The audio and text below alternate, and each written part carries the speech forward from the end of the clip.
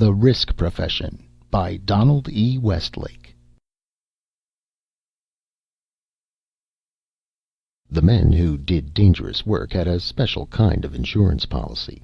But when somebody wanted to collect on that policy, the claims investigator suddenly became a member of the Risk Profession. Mr. Henderson called me into his office my third day back in Tangiers. That was a day and a half later than I'd expected. Roving claims investigators for Tangiers Mutual Insurance Corporation don't usually get to spend more than 36 consecutive hours at home base. Henderson was jovial but stern. That meant he was happy with the job I'd just completed, and that he was pretty sure I'd find some crooked shenanigans on this next assignment. That didn't please me. I'm basically a plain living type, and I hate complications. I almost wished for a second there that I was back on Fire and Theft in Greater New York, but I knew better than that. As a roving claim investigator, I avoided the more stultifying paperwork inherent in this line of work, and had the additional luxury of an expense account nobody ever questioned. It made working for a living almost worthwhile. When I was settled in the chair beside his desk, Henderson said, "That was good work you did on Luna, Ged. Saved the company a pretty pence."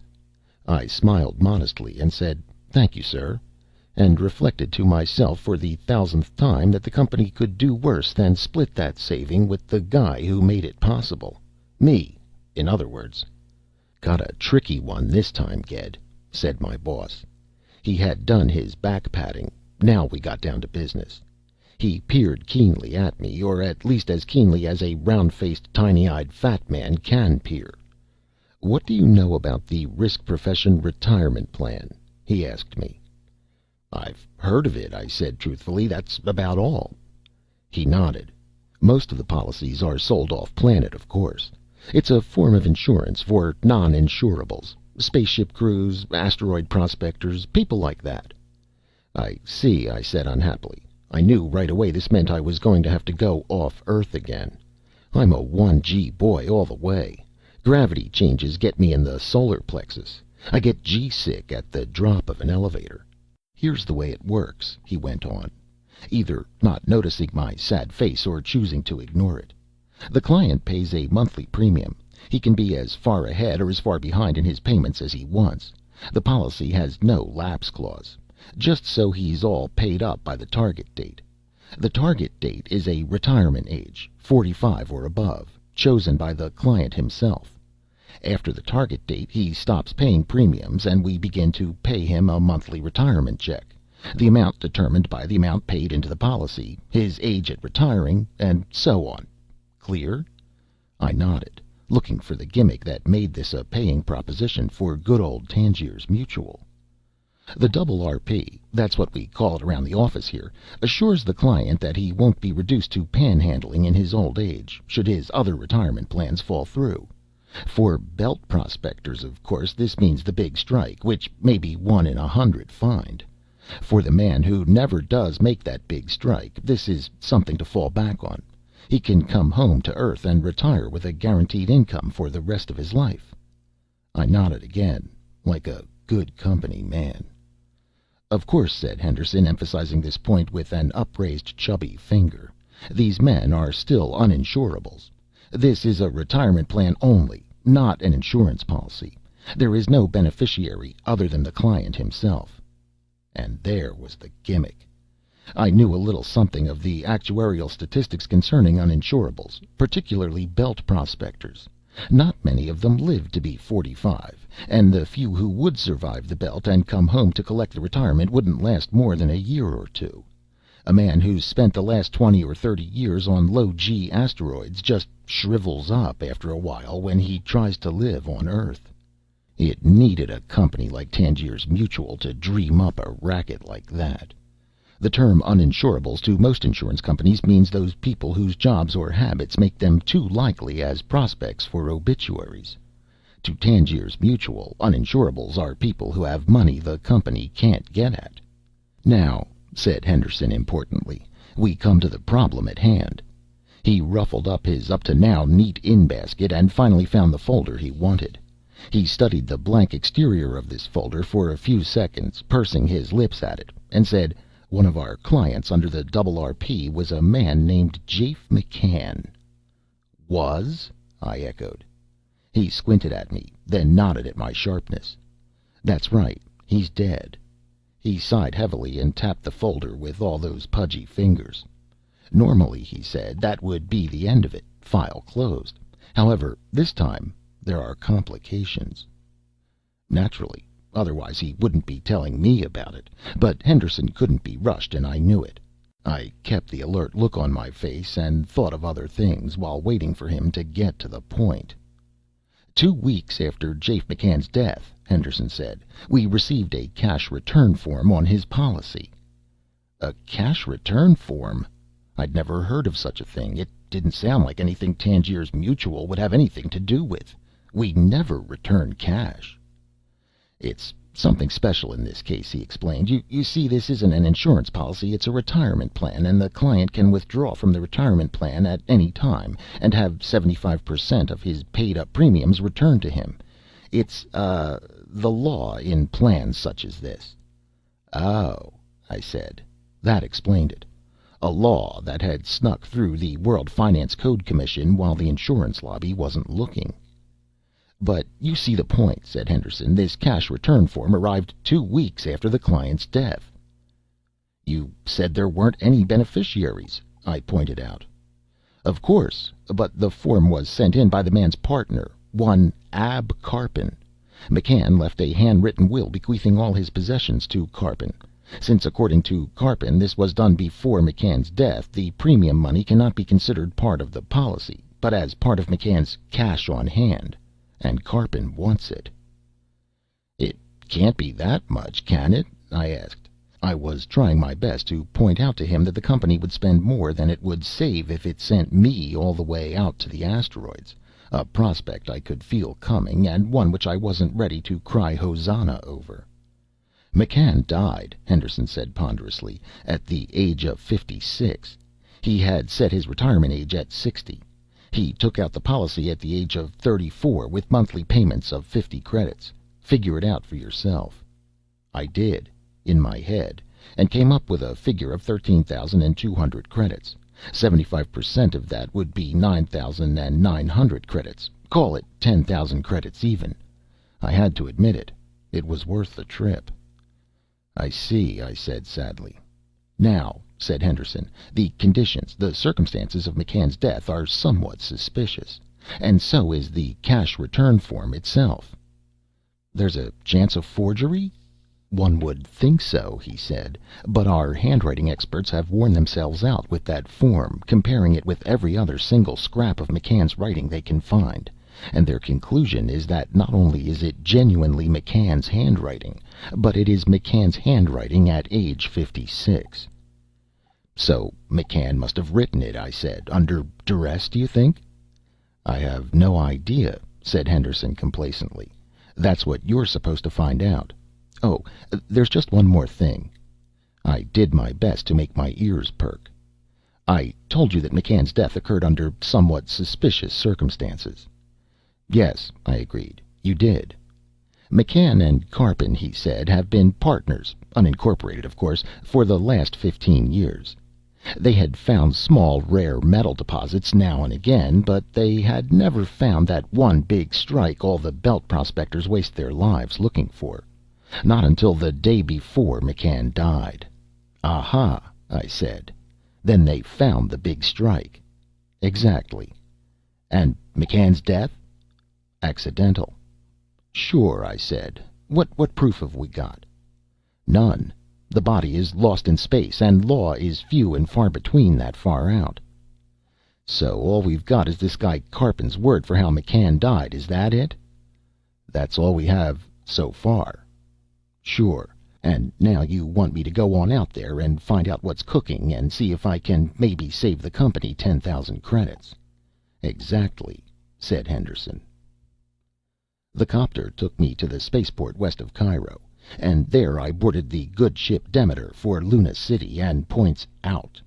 I loaded up on G-sickness pills, and they worked fine. I was sick as a dog. By the time we got to Atronics City, my insides had grown resigned to their fate. As long as I didn't try to eat, my stomach would leave me alone. Atronics City was about as depressing as a Turkish bath with all the lights on. It stood on a chunk of rock a couple of miles thick, and it looked like nothing more in this world than a welder's practice range. From the outside, Atronics City is just a derby-shaped dome of nickel iron, black and kind of dirty looking. I suppose a transparent dome would have been more fun, but the builders of the company cities in the asteroids were businessmen, and they weren't concerned with having fun.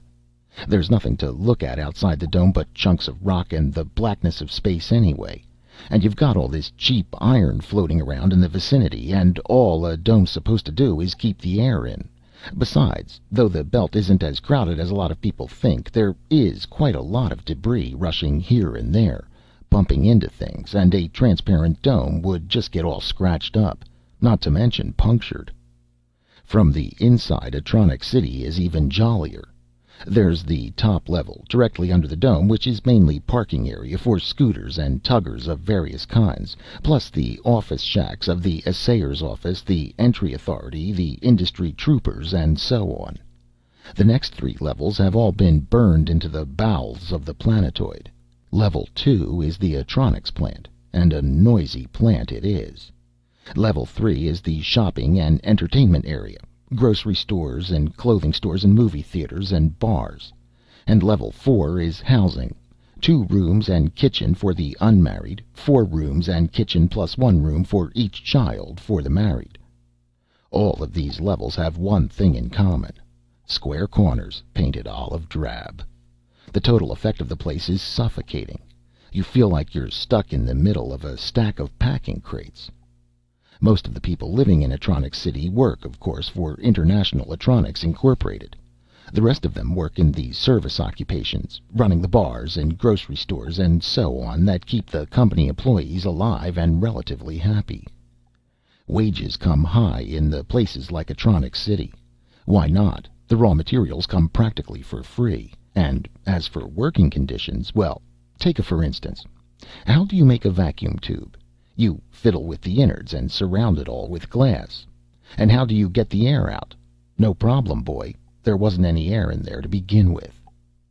At any rate, there I was at Atronics City. That was as far as Demeter would take me.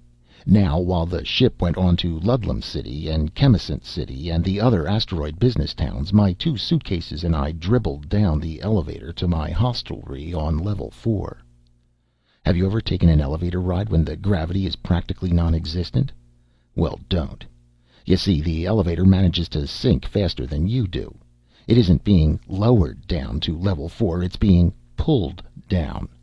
What this means is that the suitcases have to be lashed down with the straps provided, and you and the operator have to hold on tight to the hand grips placed here and there around the wall. Otherwise, you'd clonk your head on the ceiling. But we got to level 4 at last, and off I went with my suitcases and the operator's directions. The suitcases weighed about half an ounce each out here, and I felt as though I weighed the same.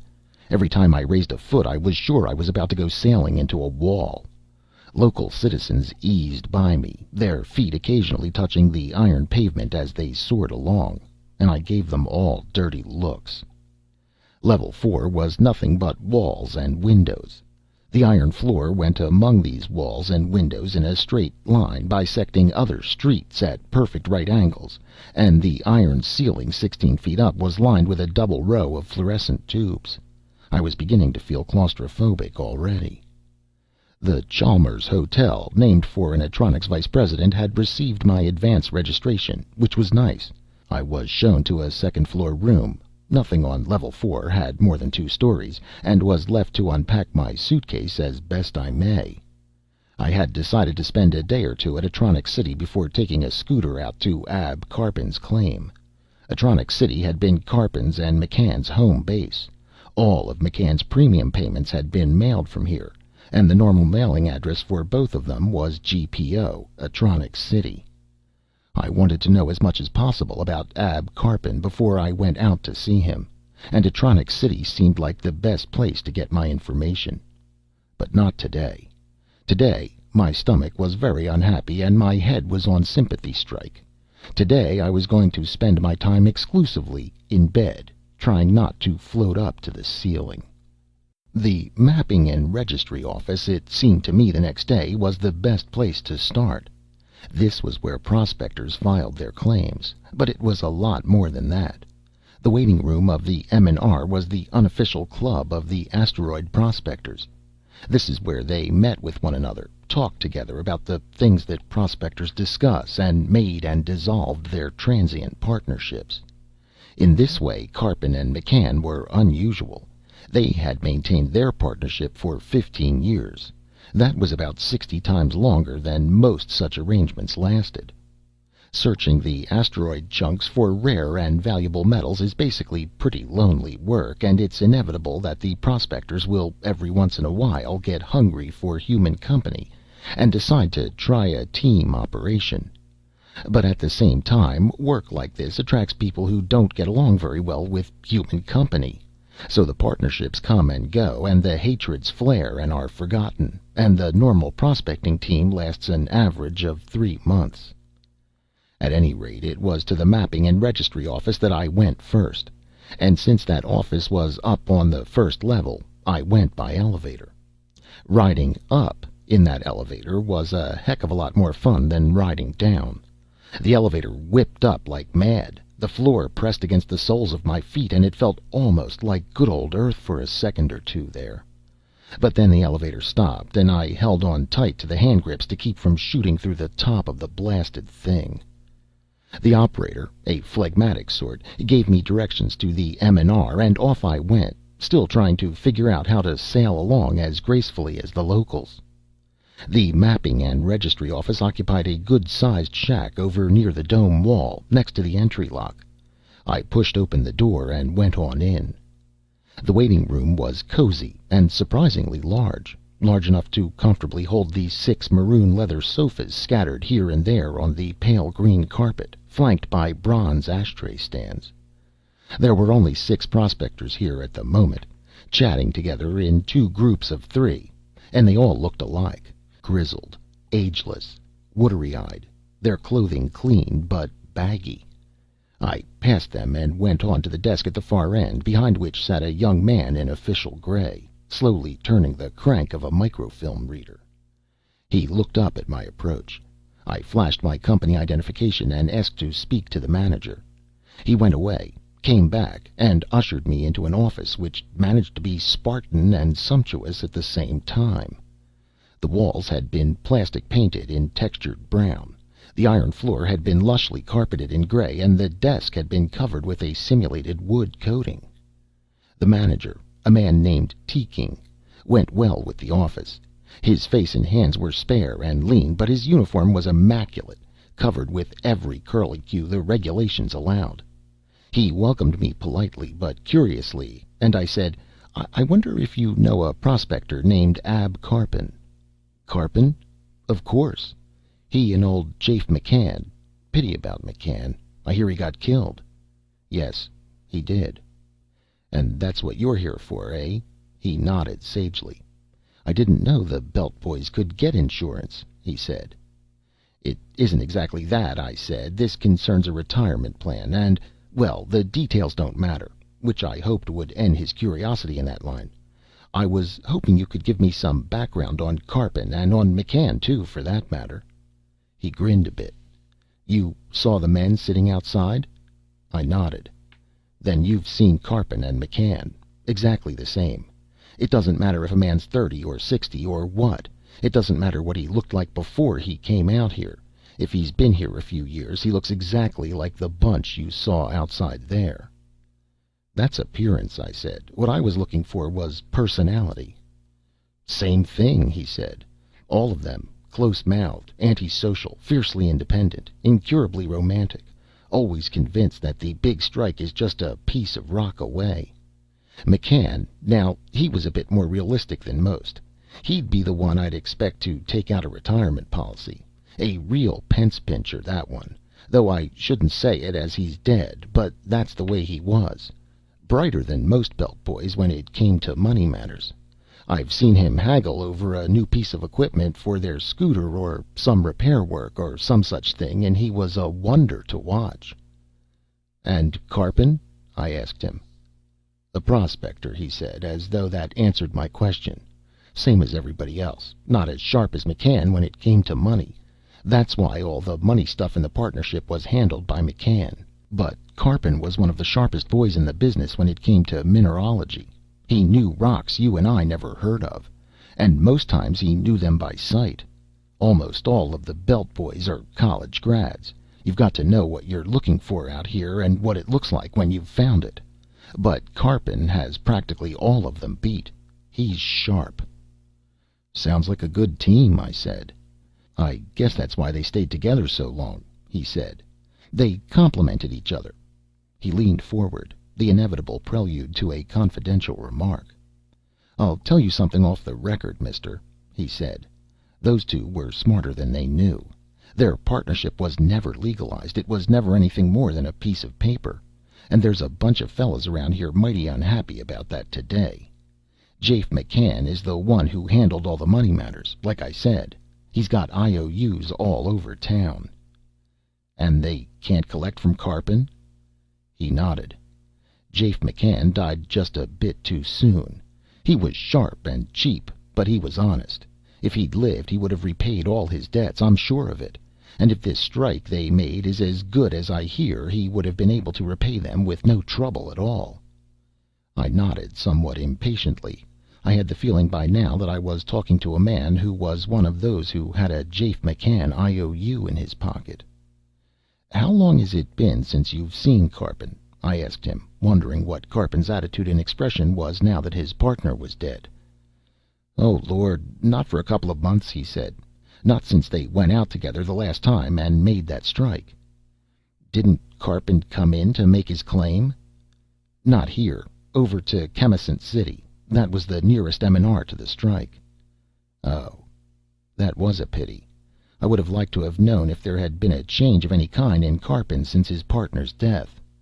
I'll tell you what the situation is," I said with a false air of truthfulness. "We have some misgivings about McCann's death. Not suspicions, exactly. Just misgivings. The timing is what bothers us." "You mean because it happened just after the strike?" "That's it," I answered frankly. He shook his head.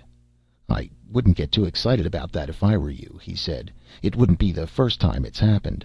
A man makes the big strike after all, and he gets so excited he forgets himself for a minute and gets careless, and you only have to be careless once out here." "That may be it," I said. I got to my feet knowing I'd picked up all there was from this man. "Thanks for your cooperation," I said. "Any time," he said. He stood and shook hands with me. I went back out through the chatting prospectors and crossed the echoing cavern that was level 1, aiming to rent myself a scooter. I don't like rockets. They're noisy as the dickens, they steer hard and drive erratically, and you can never carry what I would consider a safe emergency excess of fuel. Nothing like the big, steady G interplanetary liners. On those I feel almost human. The appearance of the scooter I was showed at the rental agency didn't do much to raise my opinion of this mode of transportation. The thing was a good 10 years old, the paint scraped and scratched all over its egg-shaped, originally green-colored body, and the windshield, a silly term really for the front window of a craft that spends most of its time out where there isn't any wind, was scratched and pockmarked to the point of translucency by years of exposure to the asteroidal dust. The rental agent was a sharp-nosed, thin-faced type who displayed this refugee from a melting vat without a blush, and still didn't blush when he told me the charges. 20 credits a day plus fuel. I paid without a murmur. It was the company's money, not mine, and paid an additional 10 credits for the rental of a suit to go with it. I worked my way awkwardly into the suit and clambered into the driver's seat of the Relic. I attached the suit to the ship in all the necessary places, and the agent closed and spun the door. Most of the black paint had worn off the handles of the controls, and insulation peeked through rips in the plastic siding here and there. I wondered if the thing had any slow leaks, and supposed fatalistically that it had. The agent waved at me, stony-faced. The conveyor belt trundled me outside the dome, and I kicked the weary rockets into life. The scooter had a tendency to roll to the right. If I hadn't kept fighting it back, it would have soon worked up a dandy little spin. I was spending so much time juggling with the controls that I practically missed a couple of my beacon rocks, and that would have been just too bad.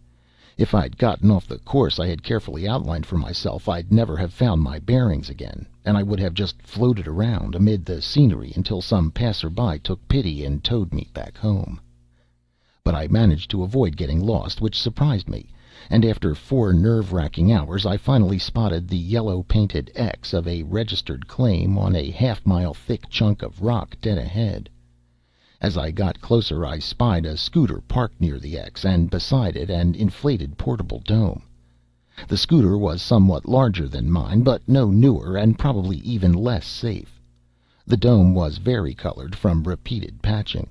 This would be the claim, and this is where I would find Karpin, sitting on his property while waiting for the sale to go through. Prospectors like Karpin are freelance men, working for no particular company. They register their claims in their own names and then sell the rights to whichever company shows up first with the most attractive offer. There's a lot of paperwork to such a sale, and it's all handled by the company.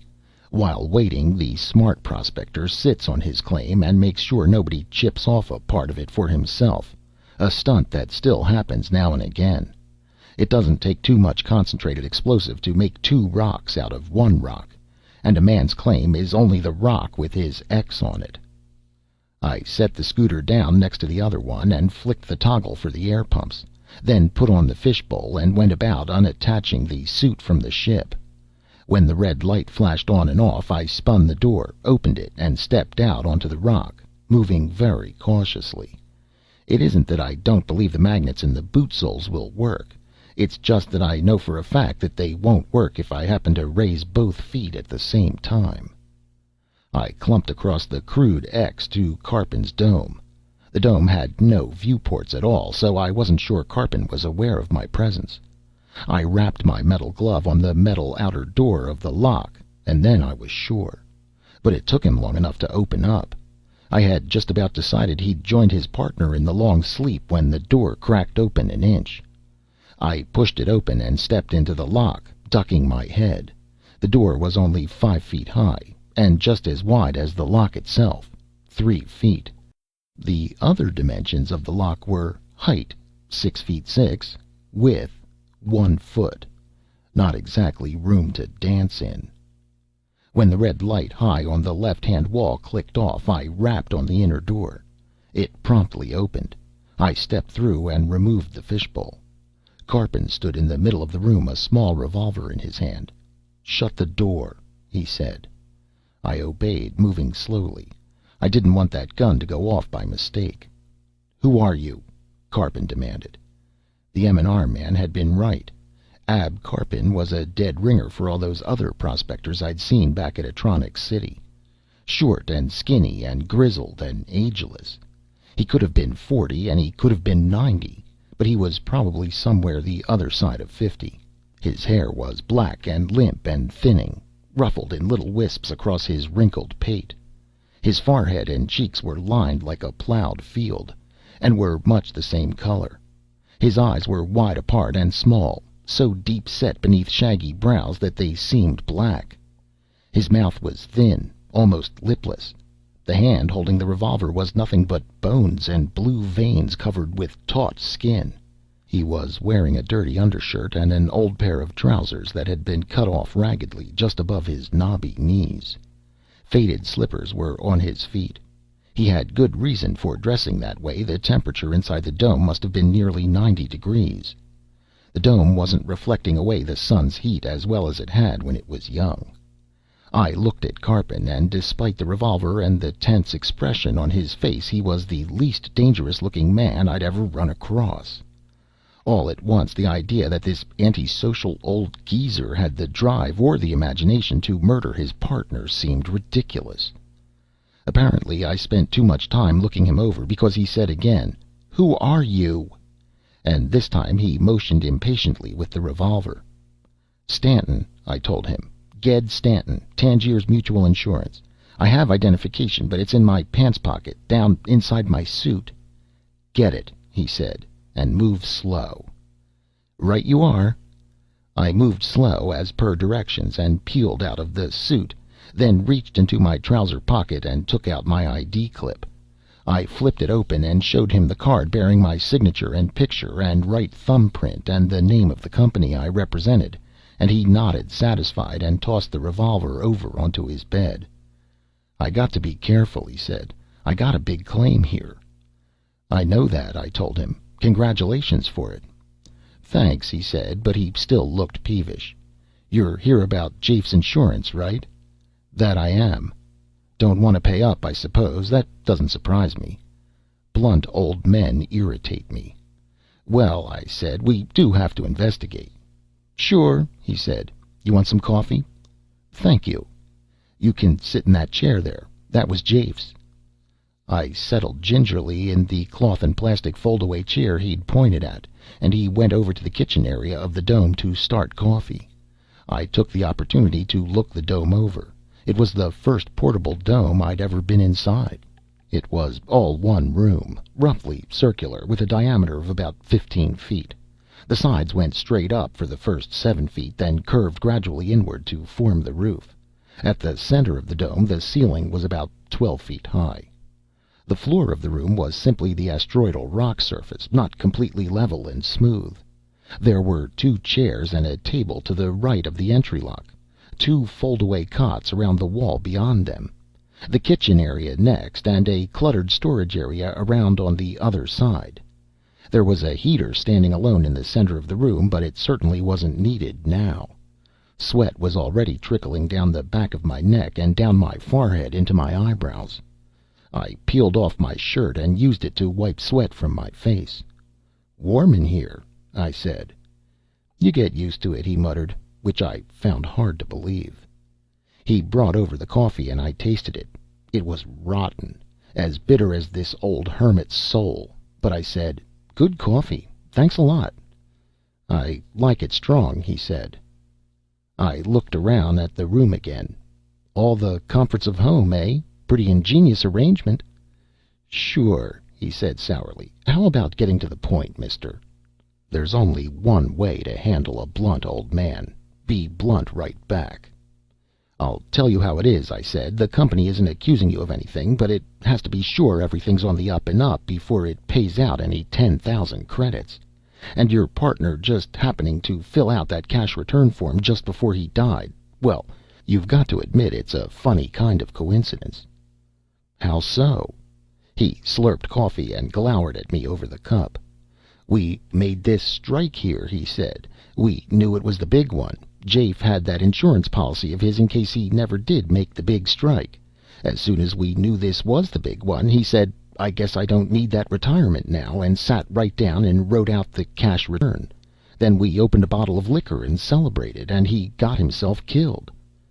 The way Karpin said it, it sounded smooth and natural. Too smooth and natural. "How did this accident happen, anyway?" I asked him. "I'm not 100% sure of that myself," he said. "I was pretty well drunk myself by that time. But he put on his suit and said he was going out to paint the X. He was falling all over himself, and I tried to tell him it could wait till we'd had some sleep, but he wouldn't pay any attention to me." "So he went out," I said. He nodded. "He went out first. After a couple minutes I got lonesome in here, so I suited up and went out after him. It happened just as I was going out the lock, and I just barely got a glimpse of what happened." He attacked the coffee again, noisily, and I prompted him, saying, "What did happen, Mr. Karpin?" "Well, he was capering around out there, waving the paint tube and such. There's a lot of sharp rock sticking out around here. Just as I got outside, he lost his balance and kicked out and scraped right into some of that rock and punctured his suit." "I thought his body was lost," I said. He nodded. "It was.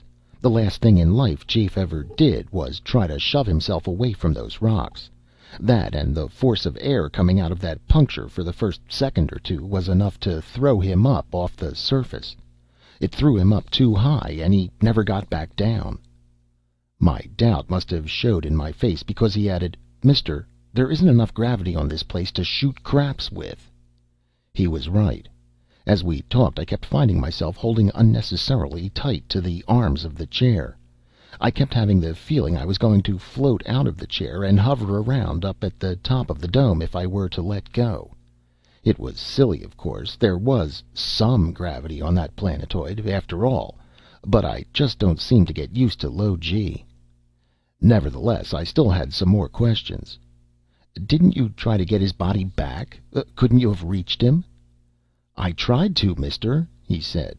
"Old Jafe McCann was my partner for 15 years, but I was drunk, and that's a fact.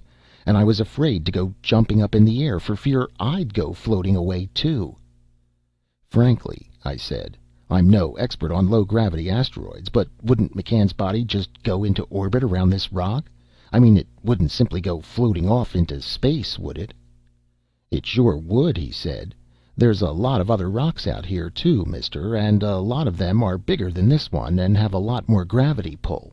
I don't suppose there's a navigator in the business who could have computed Jafe's course in advance. He floated up, and then he floated back over the dome here and seemed to hover for a couple of minutes, and then he just floated out and away. His isn't the only body circling the sun with all these rocks, you know." I chewed a lip and thought it all over.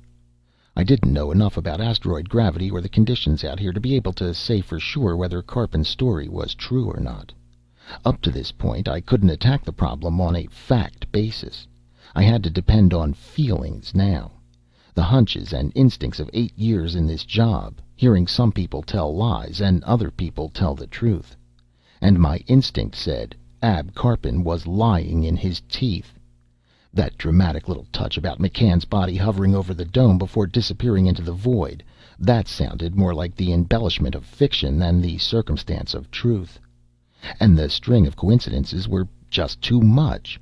McCann just coincidentally happened to die right after he and his partner made their big strike. He happens to write out the cash return form just before dying. And his body just happens to float away so nobody can look at it and check Karpin's story. But no matter what my instinct said, the story was smooth. It was smooth as glass, and there was no place for me to get a grip on it. What now?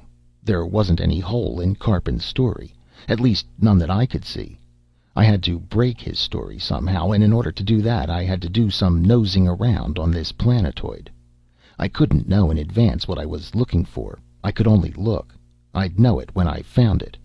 It would be something that conflicted with Karpin's story. And for that I had to be sure the story was complete. "You said McCann had gone out to paint the X," I said. "Did he paint it?" Karpin shook his head.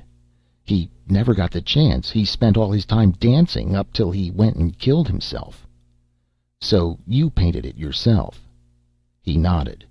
"And then you went on into Atronic City and registered your claim. Is that the story?" "No. Chemisant City was closer than Atronic City right then, so I went there. Just after Jafe's death and everything, I didn't feel like being alone any more than I had to." "You said Chemisant City was closer to you then," I said. "Isn't it now?" "Things move around a lot out here, mister," he said. "Right now, Chemisant City's almost twice as far from here as Atronic City. In about 3 days, it'll start swinging in closer again. Things keep shifting around out here." "So I've noticed," I said. "When you took off to go to Chemisant City, you didn't make a try for your partner's body then?" He shook his head. "He was long out of sight by then," he said. "That was 10, 11 hours later when I took off." "Why's that? All you had to do was paint the X and take off."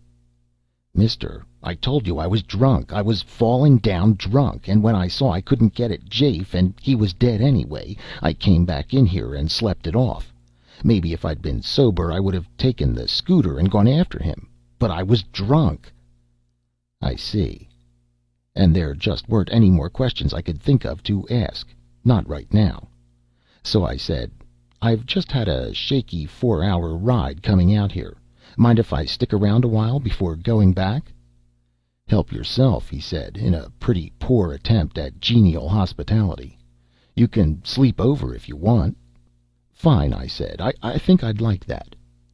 "You wouldn't happen to play cribbage, would you?" he asked, with the first real sign of animation I'd seen in him yet. "I learn fast," I told him. "Okay," he said. "I'll teach you." And he produced a filthy deck of cards and taught me. After losing 9 straight games of cribbage, I quit and got to my feet. I was at my most casual as I stretched and said, "Okay if I wander around outside for a while? I've never been on an asteroid like this before. I mean a little one like this. I've just been to the company cities up to now." "Go right ahead," he said. "I've got some polishing and patching to do anyway." He made his voice sound easy and innocent, but I noticed his eyes were alert and wary, watching me as I struggled back into my suit. I didn't bother to put my shirt back on first, and that was a mistake. The temperature inside an atmosphere suit is a steady 68 degrees. That had never seemed particularly chilly before, but after the heat of that dome, it seemed cold as a blizzard inside the suit. I went on out through the airlock and moved as briskly as possible in the cumbersome suit, while the sweat chilled on my back and face, and I accepted the glum conviction that one thing I was going to get out of this trip for sure was a nasty head cold. I went over to the X first and stood looking at it. It was just an X, that's all, shakily scrawled in yellow paint, with the initials J.A. scrawled much smaller beside it. I left the X and clumped away. The horizon was practically at arm's length, so it didn't take long for the dome to be out of sight. And then I clumped more slowly, studying the surface of the asteroid. What I was looking for was a grave. I believed that Karpin was lying, that he had murdered his partner. And I didn't believe that Jafe McCann's body had floated off into space. I was convinced that his body was still somewhere on this asteroid. Karpin had been forced to concoct a story about the body being lost because the appearance of the body would prove somehow that it had been murder and not accident. I was convinced of that, and now all I had to do was prove it. But that asteroid was a pretty unlikely place for a grave. That wasn't dirt I was walking on, it was rock, solid metallic rock. You don't dig a grave in solid rock, not with a shovel. You maybe can do it with dynamite, but that won't work too well if your object is to keep anybody from seeing that the hole has been made. Dirt can be patted down. Blown up rock looks like blown up rock, and that's all there is to it. I considered crevices and fissures in the surface, some cranny large enough for Karpin to have stuffed the body into. But I didn't find any of these either as I plodded along, being sure to keep one magneted boot always in contact with the ground. Karpin and McCann had set their dome up at just about the only really level spot on that entire planetoid. The rest of it was nothing but jagged rock, and it wasn't easy traveling at all, maneuvering around with magnets on my boots and a bulky atmosphere suit cramping my movements. And then I stopped and looked out at space and cursed myself for a ring-tailed baboon. McCann's body might be anywhere in the solar system, anywhere at all. But there was one place I could be sure it wasn't, and that place was this asteroid. No, Karpin had not blown a grave or stuffed the body into a fissure in the ground. Why not? Because this chunk of rock was valuable. That's why not. Because Karpin was in the process of selling it to one of the major companies, and that company would come along and chop this chunk of rock to pieces, getting the valuable metal out. And McCann's body would turn up in the first week of operations if Karpin were stupid enough to bury it here. 10 hours between McCann's death and Karpin's departure for Chemisant City. He'd admitted that already. And I was willing to bet he'd spent at least part of that time carrying McCann's body to some other asteroid, one he was sure was nothing but worthless rock. If that were true, it meant the mortal remains of Jafe McCann were now somewhere, anywhere, in the asteroid belt. Even if I assumed that the body had been hidden on an asteroid somewhere between here and Chemisant City, which wasn't necessarily so, that wouldn't help at all. The relative positions of planetoids in the belt just kept on shifting. A small chunk of rock that was between here and Chemisant City a few weeks ago, it could be almost anywhere in the belt right now. The body. That was the main item. I'd more or less counted on finding it somehow. At the moment, I couldn't think of any other angle for attacking Karpin's story. As I clopped morosely back to the dome, I nibbled at Karpin's story in my mind. For instance, why go to Chemisant City? It was closer, he said, but it couldn't have been closer by more than a couple of hours. The way I understood it, Karpin was well known back on Atronics City. It was the normal base of operations for he and his partner, and he didn't know a soul at Chemisant City. Did it make sense for him to go somewhere he wasn't known after his partner's death, even if it was an hour closer? No, it made a lot more sense for a man in that situation to go where he's known. Go someplace where he has friends who'll sympathize with him and help him get over the shock of losing a partner of 15 years standing, even if going there does mean traveling an hour longer. And there was always the cash return form. That was what I was here about in the first place. It just didn't make sense for McCann to have held up his celebration while he filled out a form that he wouldn't be able to mail until he got back to Atronics City. And yet the company's handwriting experts were convinced that it wasn't a forgery, and I could pretty well take their word for it. Mulling these things over as I tramped back toward the dome, I suddenly heard a distant bell ringing way back in my head. The glimmering of an idea. Not an idea yet, but just the hint of one. I wasn't sure where it led, or even if it led anywhere at all, but I was going to find out. Karpin opened the doors for me. By the time I'd stripped off the suit, he was back to work. He was cleaning the single unit, which was his combination stove and refrigerator and sink and garbage disposal. I looked around the dome again, and I had to admit that a lot of ingenuity had gone into the manufacture and design of this dome and its contents. The dome itself, when deflated, folded down into an oblong box 3 feet by 1 foot by 1 foot. The lock itself, of course, folded separately into another box, somewhat smaller than that. As for the gear inside the dome, it was functional and collapsible, and there wasn't a single item there that wasn't needed. There were the 2 chairs and the 2 cots and the table, all of them fold-away. There was that fantastic combination job Karpin was cleaning right now, and that had dimensions of 4 feet by 3 feet by 3 feet. The clutter of gear over to the left wasn't as much of a clutter as it looked. There was a Geiger counter, an automatic spectrograph, 2 atmosphere suits, a torsion densimeter, a core cutting drill, a few small hammers and picks, 2 spare air tanks, boxes of food concentrate, a paint tube, a doorless Jimmy John, and 2 small metal boxes about 8 inches square. These last were undoubtedly Karpin's and McCann's pouches, where they kept whatever letters, money, address books, or other small bits of possessions they owned. Back of this mound of gear against the wall stood the air reconditioner, humming quietly to itself. In this small enclosed space there was everything a man needed to keep himself alive. Everything except human company.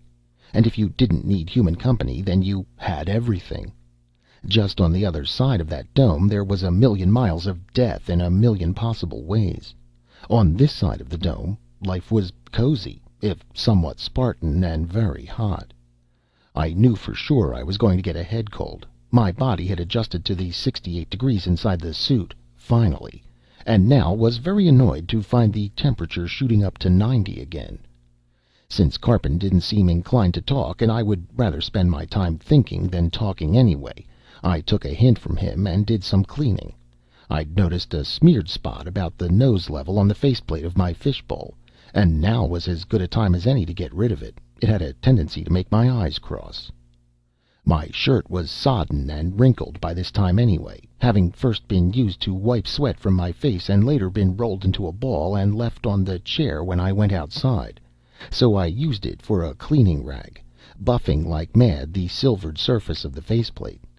Faceplates are silvered, not so the man inside can look out and no one else can look in, but in order to keep some of the more violent rays of the sun from getting through to the face. I buffed for a while, and then I put the fishbowl on my head and looked through it. The spot was gone, so I went over and reattached it to the rest of the suit, and then settled back in my chair again and lit a cigarette. Karpin spoke up. "Wish you wouldn't smoke. Makes it tough on the conditioner." "Oh," I said. "Sorry."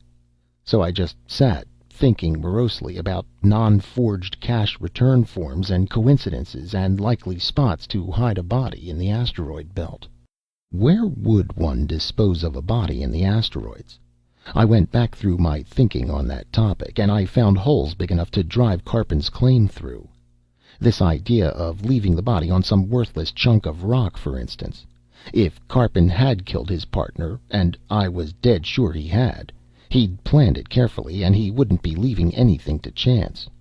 Now, an asteroid isn't worthless to a prospector until that prospector has landed on it and tested it. Karpin might know that such an asteroid was nothing but worthless stone, but the guy who stops there and finds McCann's body might not know it. No, Karpin wouldn't leave that to chance. He would get rid of that body, and he would do it in such a way that nobody would ever find it. How? Not by leaving it on a worthless asteroid, and not by just pushing it off into space. The distance between asteroids is large, but so's the travel. McCann's body floating around in the blackness might just be found by somebody. And that, so far as I could see, eliminated the possibilities. McCann's body was in the belt. I'd eliminated both the asteroids themselves and the space around the asteroids as hiding places. What was left? The sun, of course. I thought that over for a while, rather surprised at myself for having noticed the possibility. Now, let's say Karpin attaches a small rocket to McCann's body, stuffed into its atmosphere suit. He sets the rocket going, and off goes McCann. Not that he aims it toward the sun. That wouldn't work well at all. Instead of falling into the sun, the body would simply take up a long elliptical orbit around the sun, and would come back to the asteroids every few hundred years. No, he would aim McCann back, in the direction opposite to the direction of rotation of the asteroids. He would, in essence, slow McCann's body down, make it practically stop in relation to the motion of the asteroids, and then it would simply fall into the sun. None of my ideas, it seemed, were happy ones. If McCann's body were even at this moment falling toward the sun, it was just as useful to me as if it were on some other asteroid. But wait a second. Karpin and McCann had worked with the minimum of equipment. I'd already noticed that. They didn't have extras of anything, and they certainly wouldn't have extra rockets.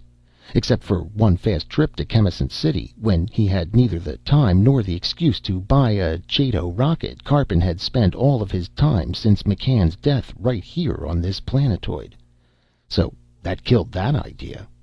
While I was hunting around for some other idea, Karpin spoke up again for the first time in maybe 20 minutes. "You think I killed him, don't you?" he said, not looking around from his cleaning job. I considered my answer. There was no reason at all to be overly polite to this sour old buzzard, but at the same time I am naturally the soft-spoken type. "We aren't sure," I said. "We just think there are some odd items to be explained." "Such as what?" he demanded. "Such as the timing of McCann's cash return form."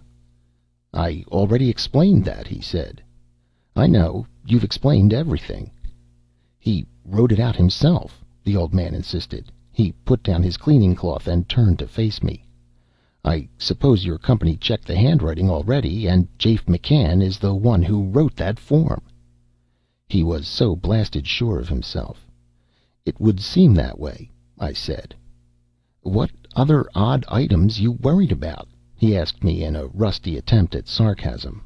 "Well," I said, "there's this business of going to Chemisant City. It would have made more sense for you to go to Atronics City, where you were known." "Chemisant was closer," he said. He shook a finger at me. "That company of yours thinks it can cheat me out of my money," he said. "Well, it can't. I know my rights. That money belongs to me." "I guess you're doing pretty well without McCann," I said. His angry expression was replaced by one of bewilderment. "What do you mean?" "They told me back at Atronics City," I explained, "that McCann was the money expert and you were the metals expert. And that's why McCann handled all your buying on credit and stuff like that. Looks as though you've got a pretty keen eye for money yourself." "I know what's mine," he mumbled, and turned away. He went back to scrubbing the stove coils again. I stared at his back. Something had happened just then, and I wasn't sure what.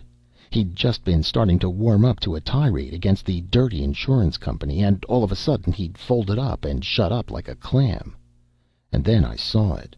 Or at least I saw part of it. I saw how that cash return form fit in, and how it made perfect sense. Now all I needed was proof of murder, preferably a body. I had the rest of it. Then I could pack the old geezer back to Atronic City and get proof for the part I'd already figured out. I'd like that. I'd like getting back to Atronic City and having this all straightened out, and then taking the very next liner straight back to Earth. More immediately, I'd like to get out of this heat and back into the cool 68 degrees of... And then it hit me. The whole thing hit me. And I just sat there and stared. They did not carry extras. Karpin and McCann, they did not carry one item of equipment more than they needed. I sat there and looked at the place where the dead body was hidden, and I said, well, I'll be a son of a gun. He turned and looked at me, and then he followed the direction of my gaze. He saw what I was staring at, and he made a jump across the room at the revolver lying on the cot. That was what saved me. He moved too fast, jerked his muscles too hard, and went sailing up and over the cot and ricocheted off the dome wall. And that gave me plenty of time to get up from the chair, moving more cautiously than he had, and get my hands on the revolver before he could get himself squared away again. I straightened with the gun in my hand and looked into the face, white with frustration and rage. "Okay, Mr. McCann," I said. "It's all over." He knew I had him, but he tried not to show it. "What are you talking about? McCann's dead." "Sure he is," I said. Jafe McCann was the money-minded part of the team. He was the one who signed for all the loans and all the equipment bought on credit. With this big strike in, Jafe McCann was the one who'd have to pay all that money. "You're babbling," he snapped, but the words were hollow. "You weren't satisfied with half a loaf," I said. "You should have been. Half a loaf is better than none. But you wanted every penny you could get your hands on, and you wanted to pay out just as little money as you possibly could. So when you killed Ab Karpin, you saw a way to kill your debts as well.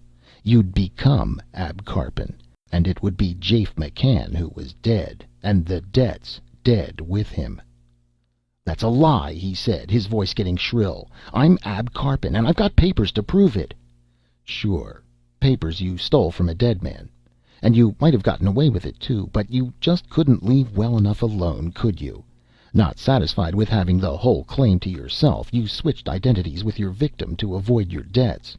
And not satisfied with that, you filled out a cash return form and tried to collect your money as your own heir. That's why you had to go to Chemisant City, where nobody would recognize Ab Karpin or Jafe McCann, rather than to Atronic City, where you were well known." "You don't want to make too many wild accusations," he shouted, his voice shaking. "You don't want to go around accusing people of things you can't prove." "I can prove it," I told him. "I can prove everything I've said. As to who you are, there's no problem. All I have to do is bring you back to Atronic City. There'll be plenty of people there to identify you. And as to proving you murdered Ab Karpin, I think his body will be proof enough, don't you?" McCann watched me as I backed slowly around the room to the mound of gear. The partners had no extra equipment at all. I looked down at the 2 atmosphere suits lying side by side on the metallic rock floor. 2 atmosphere suits. The dead man was supposed to be in one of those, floating out in space somewhere. He was in the suit, right enough. I was sure of that, but he wasn't floating anywhere. A spacesuit is a perfect place to hide a body for as long as it has to be hid. The silvered faceplate keeps you from seeing inside, and the suit is, naturally, a sealed atmosphere. A body can rot away to ashes inside a spacesuit, and you'll never notice a thing on the outside. I'd had the right idea after all. McCann had planned to get rid of Karpin's body by attaching a rocket to it, slowing it down, and letting it fall into the sun. But he hadn't had the opportunity yet to go buy a rocket. He couldn't go to Atronic City, where he could have bought the rocket on credit, and he couldn't go to Chemisant City until the claim sale went through and he had some money to spend. And in the meantime, Karpin's body was perfectly safe, sealed away inside his atmosphere suit. And it would have been safe, too, if McCann hadn't been just a little bit too greedy. He could kill his partner and get away with it. Policemen on the belt are even farther apart than the asteroids. He could swindle his creditors and get away with it. They had no way of checking up and no reason to suspect a switch in identities. But when he tried to get his own money back from Tangier's mutual insurance, that's when he made his mistake. I studied the two atmosphere suits, at the same time managing to keep a wary eye on Jafe McCann, standing rigid and silent across the room. Which one of those suits contained the body of Ab Karpin? The one with the new patch on the chest, of course. As I'd guessed, McCann had shot him, and that's why he had the problem of disposing of the body in the first place. I prodded that suit with my toe. He's in there, isn't he? You're crazy. Think I should open it up and check? It's been almost a month. You know, I imagine he's pretty ripe by now. I reached down to the neck fastenings on the fishbowl, and McCann finally moved. His arms jerked up, and he cried, "Don't! He's in there! He's in there! For God's sake, don't open it up!" I relaxed. Mission accomplished. "Crawl into your suit, little man," I said. "We've got ourselves a trip to make. The three of us." Henderson, as usual, was jovial but stern. "You did a fine job up there, Ged," he said, with false familiarity. "Really brilliant work." "Thank you very much," I said. I was holding the last piece of news for a minute or two, relishing it. "But you brought McCann in over a week ago. I don't see why you had to stay up at Atronics City at all after that, much less 10 days. I sat back in the chair and negligently crossed my legs. "I just thought I'd take a little vacation," I said carelessly, and lit a cigarette. I flicked ashes in the general direction of the ashtray on Henderson's desk. Some of them made it. "A vacation?" he echoed, eyes widening. Henderson was a company man, a real company man. A vacation for him was purgatory. It was separation from a loved one. "I don't believe you have a vacation coming," he said frostily, "for at least 6 months." "That's what you think, Henny," I said. All he could do at that was blink. I went on, enjoying myself hugely. "I don't like this company," I said, "and I don't like this job, and I don't like you, and from now on I've decided it's going to be vacation all the time." "Ged," he said, his voice faint, "what's the matter with you? Don't you feel well?" "I feel well," I told him. "I feel fine. Now, I'll tell you why I spent an extra 10 days at Atronics City. McCann made and registered the big strike, right?" Henderson nodded blankly, apparently not trusting himself to speak. "Wrong," I said cheerfully. "McCann went to Chemisant City and filled out all the forms required for registering a claim. But every place he was supposed to sign his name, he wrote Ab Karpin instead. Jafe McCann never did make a legal registration of his claim." Henderson just looked fish-eyed. "So," I went on, "as soon as I turned McCann over to the law at Atronics City, I went and registered that claim myself. And then I waited around for 10 days until the company finished the paperwork involved in buying that claim from me. And then I came straight back here, just to say goodbye to you. Wasn't that nice?" He didn't move. "Goodbye," I said. End of The Risk Profession by Donald E. Westlake.